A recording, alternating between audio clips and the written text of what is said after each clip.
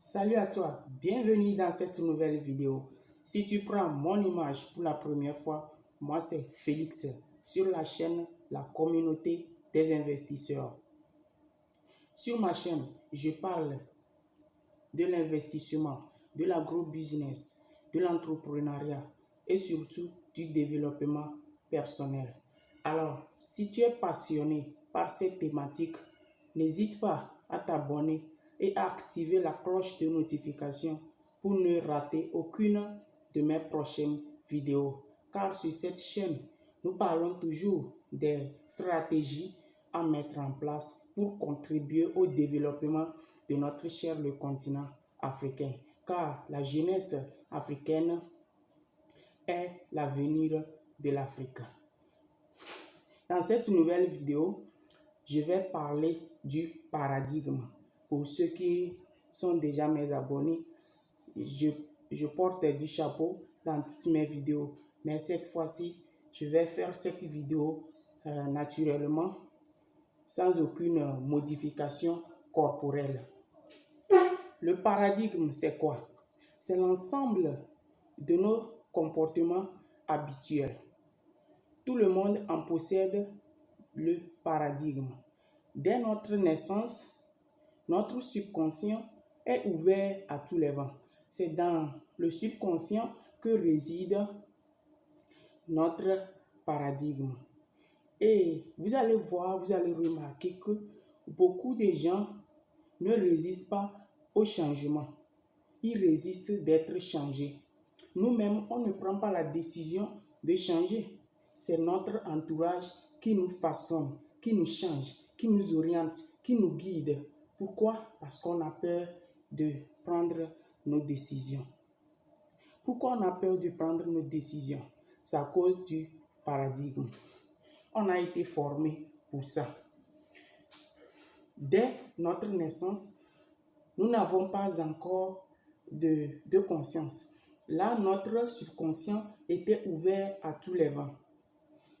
Tout ce que notre environnement, notre entourage faisait, rentrait immédiatement dans notre subconscient.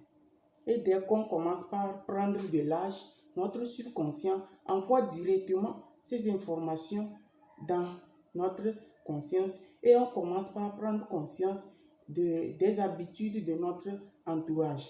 C'est pourquoi on ressemble à notre entourage. On s'adapte souvent au pas de notre entourage. Et dès qu'on commence par changer, par prendre une direction qui n'est pas la direction de notre entourage, vous allez remarquer qu'on a cette peur de ne pas le faire parce qu'on peut échouer en prenant cette direction. Vous voyez? Donc, après cette vidéo, tu vas commencer par prendre tes propres décisions. Et je ferai aussi une autre vidéo où je vais vous donner beaucoup de solutions à mettre en place pour résoudre ces problèmes de paradigme. Vous comprenez? Donc, dès qu'on commence par prendre de l'âge, notre conscience met en pratique tout ce que notre subconscient l'a donné comme information. Dans quelques années plus tard, il y a une barrière psychique. Après le subconscient, c'est-à-dire là où résident nos paradigmes, il y a une barrière psychique qui sépare notre conscience de notre subconscient. Ce que vous devez faire, c'est d'aller à la quête de la connaissance. Et je vais vous donner un seul livre à lire si vous voulez changer vos paradigmes. C'est le livre de Napoléon Hill intitulé « Réfléchissez et devenez riche ». Je vous suggère de lire ce livre à la lettre et vous allez remarquer un changement immédiat dans votre vie. Les choses vont commencer par prendre de l'ampleur pour de bon. Ok? Ce livre, si vous le voulez, n'hésitez pas à me le faire savoir dans les commentaires et je vous enverrai ce livre par email ou par WhatsApp. Donc faites-moi signe, je mettrai mon numéro sur la base de la description pour vous permettre de me rejoindre. Nous allons prendre un petit exemple. Lorsqu'on fait face à une situation, on commence par s'inquiéter. Pourquoi on s'inquiète? C'est parce qu'on a été programmé pour ça. Donc, ce que vous devez faire, vous devez reprogrammer votre subconscient. Parce que notre subconscient ne fait pas le distinguo entre le bien et le mal. Lui, tout ce que vous lui donnez comme information, il ne fait pas le tri de ces informations. Vous voyez, vous prenez conscience de ce qui est dans votre subconscient. Donc, tout ce que vous devez faire, c'est de coucher le problème sur un papier. OK? Et vous allez vous demander, ce problème, si je le présente à tel auteur dont je viens de lire son livre, quelle serait la solution qu'elle va m'apporter? Vous voyez, moi, quand j'ai commencé par lire les livres du développement personnel, plus précisément le livre de Napoléon Hill intitulé Réfléchissez et devenez riche. Bon, j'ai remarqué que je ressemble à mon entourage, à mon environnement. Et quand j'ai commencé par reprogrammer mon état d'esprit, j'ai remarqué que les gens ne sont pas d'accord avec certaines décisions que je prends. Vous voyez, ne suivez pas la foule, laissez la foule vous suivre. Si les moutons sont dans leur troupeau et qu'un seul mouton décide de se retirer dans le troupeau et créer son propre chemin, vous allez voir le lendemain, lorsque le mouton va prendre son chemin, vous allez remarquer que tout le troupeau va le suivre. Pourquoi? Parce qu'il a pris la décision de s'écarter d'eux et au finish, ils ont été d'accord avec lui. Et lui, il serait le maître de leur conduite. Vous voyez, non? Donc, n'ayez pas peur de prendre vos décisions. Après avoir couché le problème sur un bout de papier, vous allez vous libérer de ce problème. Parce que dans chaque situation, il y a du bien et du mal. Et c'est ça qu'on appelle la loi de la polarité ou la loi des opposés. On a le haut et le bas, le chaud et le froid, l'intérieur et l'extérieur. Cette chambre a de l'intérieur parce qu'il y a de l'extérieur. Est-ce que vous comprenez? Donc, dans chaque situation, il y a du bien et du mal. Et ce que nous en tant qu'être humain, faisons, on se concentre sur le problème alors de se concentrer sur les solutions. On se concentre sur le mauvais côté au lieu de se concentrer sur le bon côté. Vous voyez? Donc, à partir d'aujourd'hui, lorsque vous faites face à une situation difficile, couchez le problème sur un papier et demandez-vous.